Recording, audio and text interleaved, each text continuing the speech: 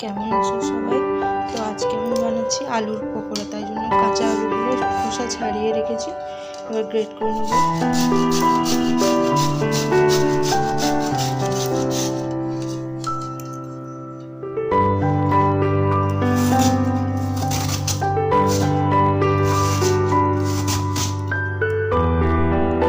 আলুগুলো ধুয়ে বসিয়ে রেখেছি।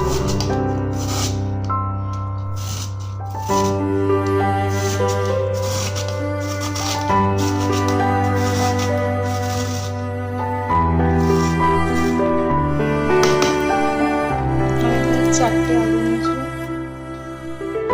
তো আমার গ্রেট করা হয়ে গেছে।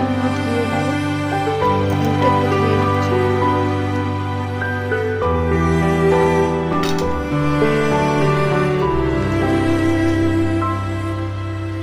তার মধ্যে দিচ্ছি কাঁচা লঙ্কা কুচি, দিয়ে দিচ্ছি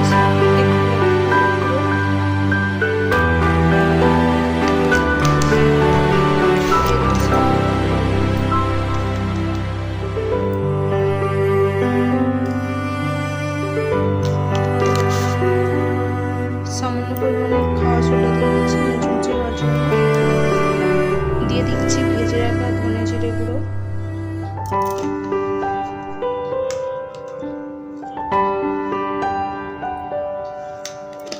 দিয়ে এবার দিয়ে দিচ্ছি আমি বেসন।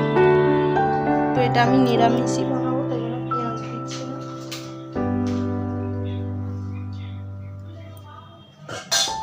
এবার মেখে নেব। আলু আর বেসনটা মাখার জন্য জল দিতে লাগবে না, এখানে লবণ দেওয়া আছে, তাই জন্য আলুতেও একটু জল জল মতন থাকে। তো আমার ভালো করে ব্যাটারটা মাখানো হয়ে গেছে, দেখতে থাকুন।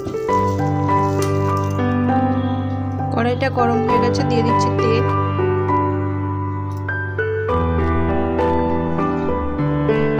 আমি এখানে সাদা তেল দিয়েছি। কড়াইতে তেলটা গরম হয়ে গেছে, আমি দিয়ে দিচ্ছি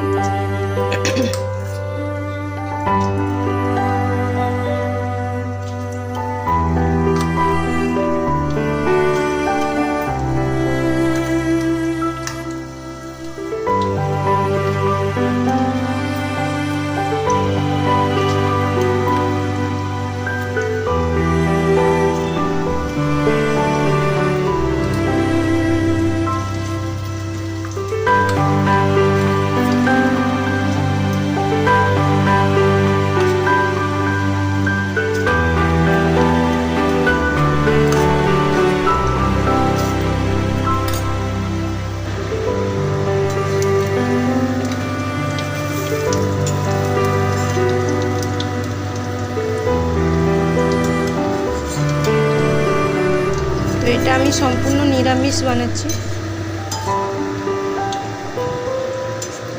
আলুর পকোড়া।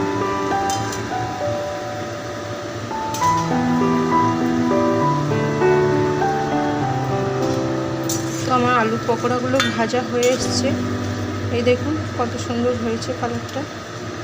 তো নিরামিষে তাই জন্য আলুর পকোড়া বানালাম, কারণ আজকে মঙ্গলবার ছিল আর শ্রাবণ মাসে বেগুনটা করি না, বেগুনি তাই জন্য করলাম না আজ। আর বৃষ্টির দিনে কিছু না কিছু তো খেতে ইচ্ছে হয়, তাই জন্য বিকেলবেলায় একটু আলুর পকোড়াই বানালাম, সবাই মিলে খাবো। তো তোমরাও একবার বাড়িতে বানাতে পারো, আর যদি ভালো লাগে তো লাইক কমেন্ট শেয়ার করো, আর আমার ভিডিও দেখার জন্য চ্যানেলটা সাবস্ক্রাইব করে রাখো।